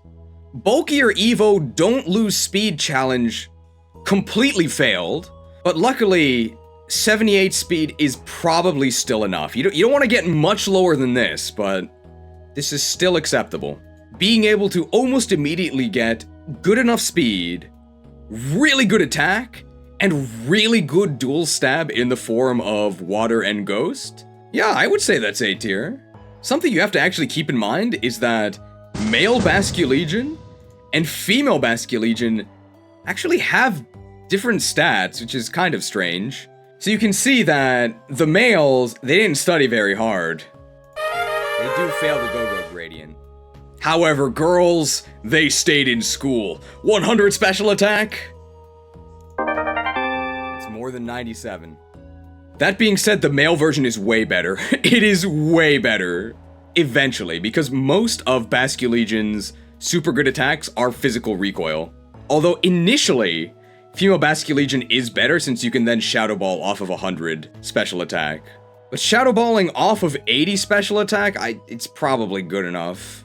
Until you can get your better moves in the end. I still think male is better.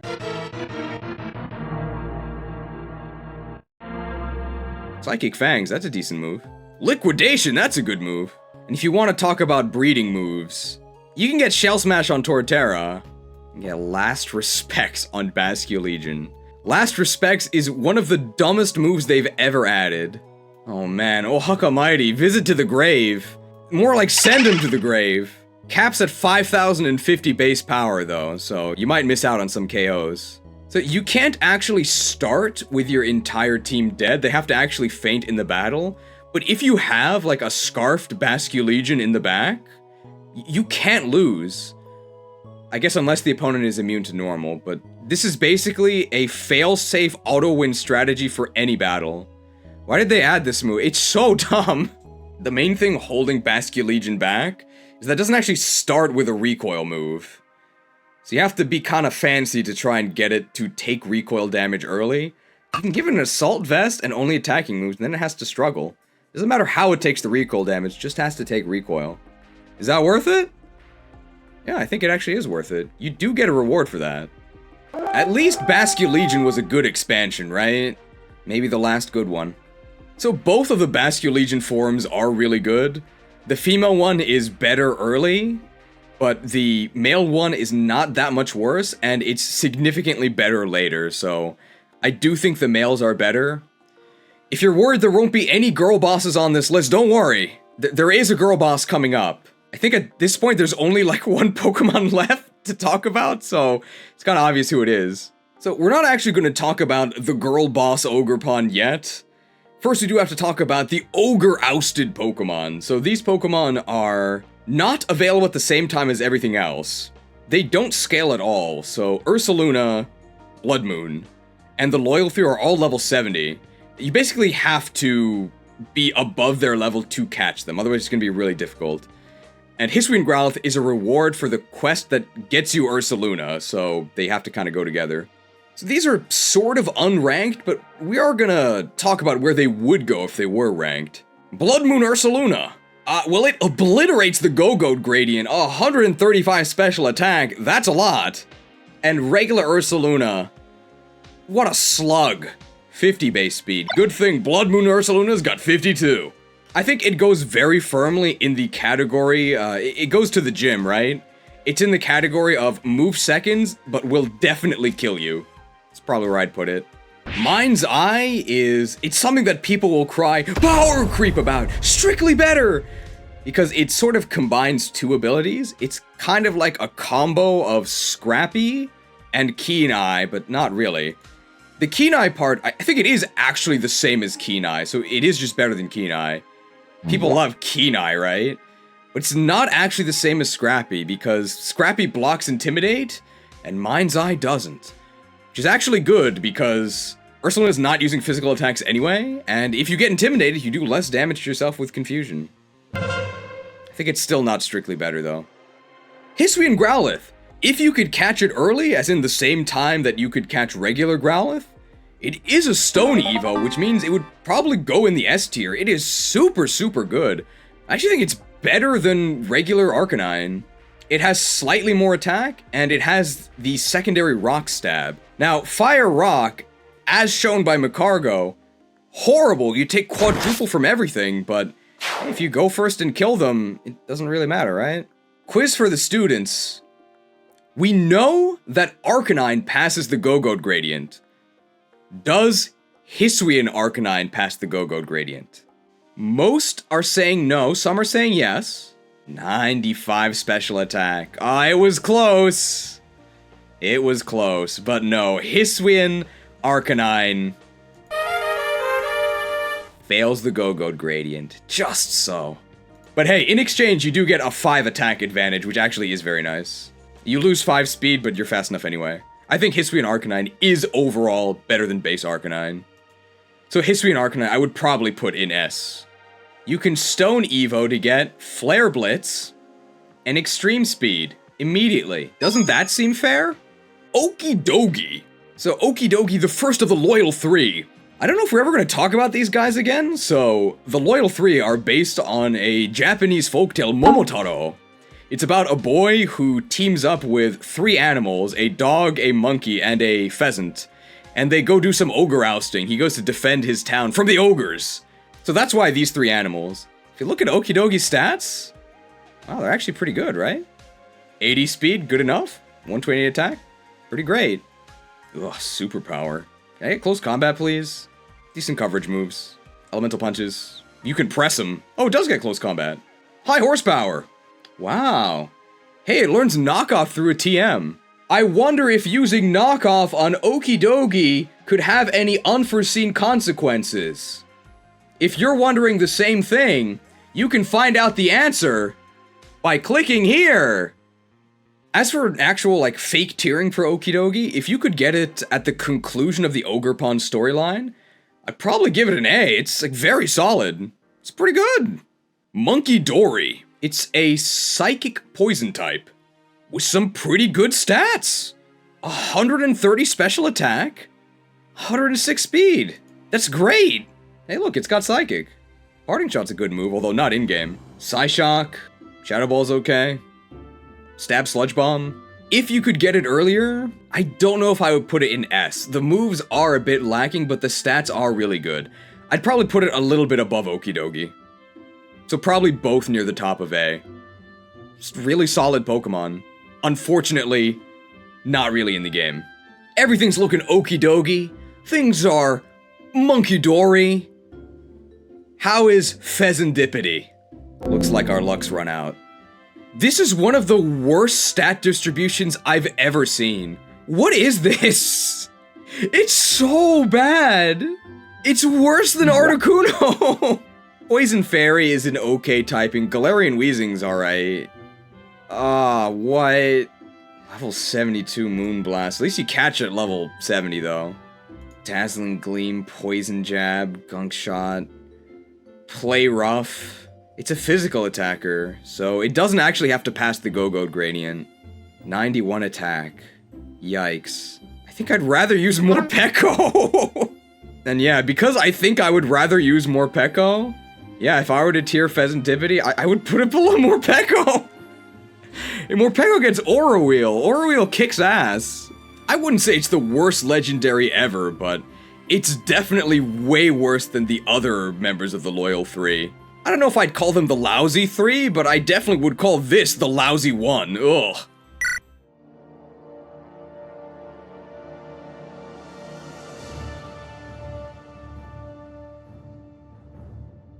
So I've equipped my Shield Hammer, bad tank class, but it's my only tanking weapon. We have one enemy phase. For 7 hours, Jacob Ferenczi has been lobbying to have Torterra's placement changed, as in moved up. Now I have the Hammer of Justice. I'm not going to decide. The people are going to decide.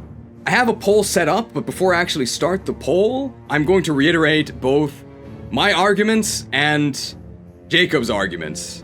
Why I think Turtwig should stay where it is in D. Turtwig's awful.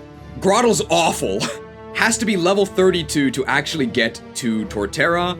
At that point, it gains the ground type and it immediately gains Earthquake. That's quite good. Unfortunately, it has 56 base speed, which is quite bad. And I don't think being able to spend one turn to then Shell Smash and be quite strong is worth it, because you could use any of these Pokemon that are in SA or even B and just win immediately from turn 1 without doing any of this. That's my argument.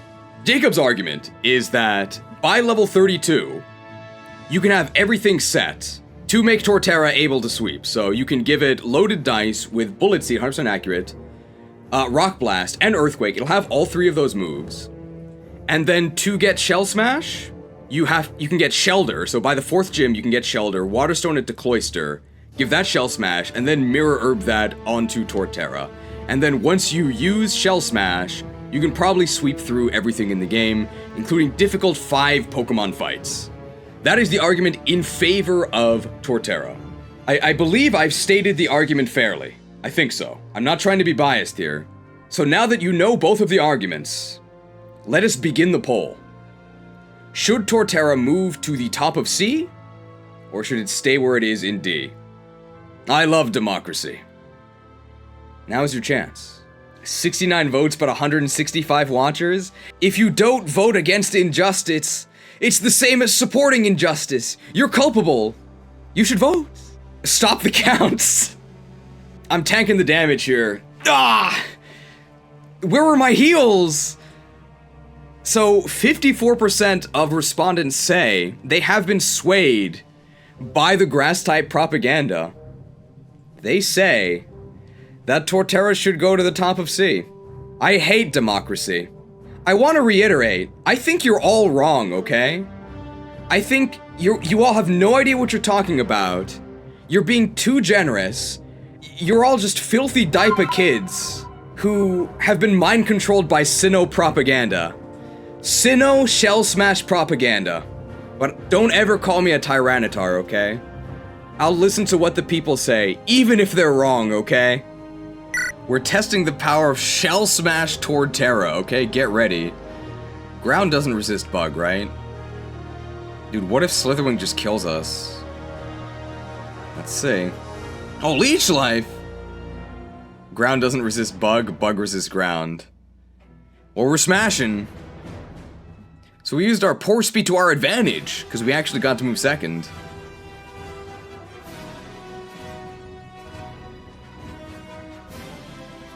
So our strongest move is probably the Rock Blast, right?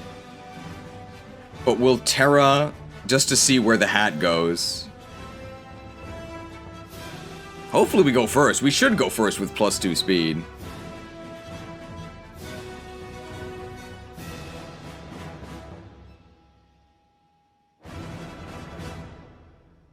Yeah, the Terra hat goes on the tree, and it doesn't go on Torterra's head. Blasted?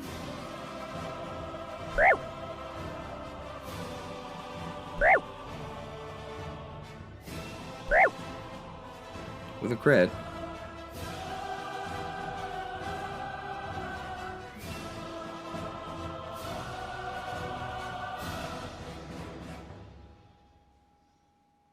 Lunged. No, my Terra! Well, that's the end of the Shell Smash arc. Someone got smashed. I mean, it looks really bad because I didn't train EVs, I didn't have the right nature, and also, I mean, this is a Pokemon that just beats us. I'm not sure what Pokemon we could have actually set up against. I mean, part of the issue with Torterra is that it has a lot of bad matchups.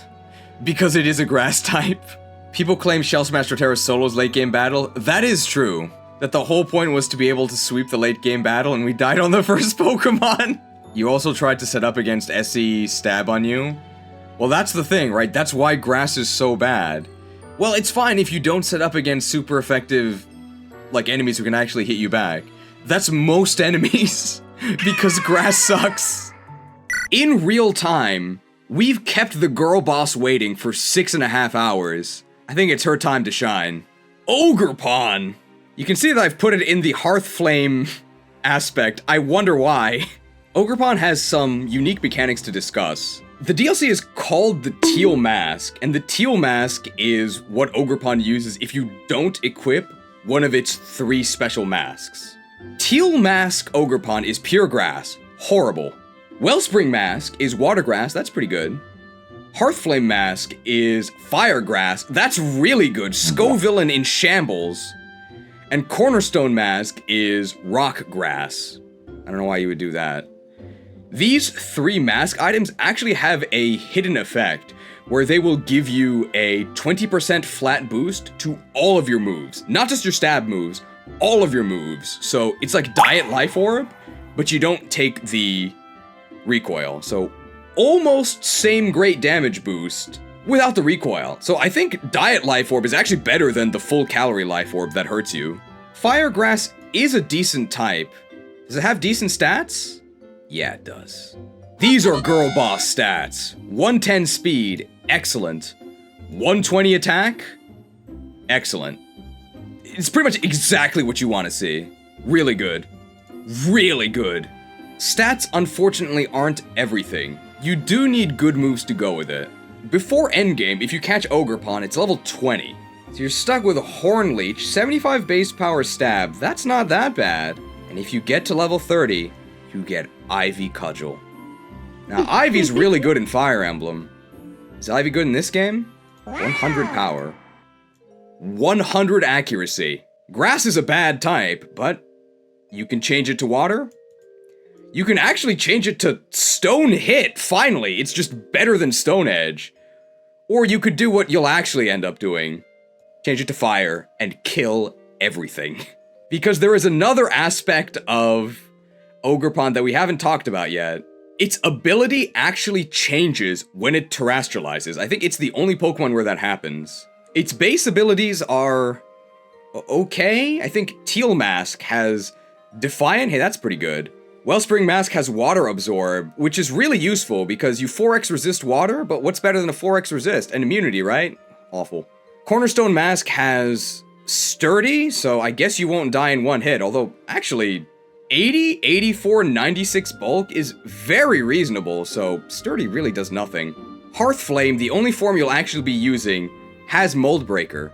How strong is Mold Breaker Hearthflame Ogerpon? It is so strong that people were unironically running Heatran with Ability Shield to try and stop it.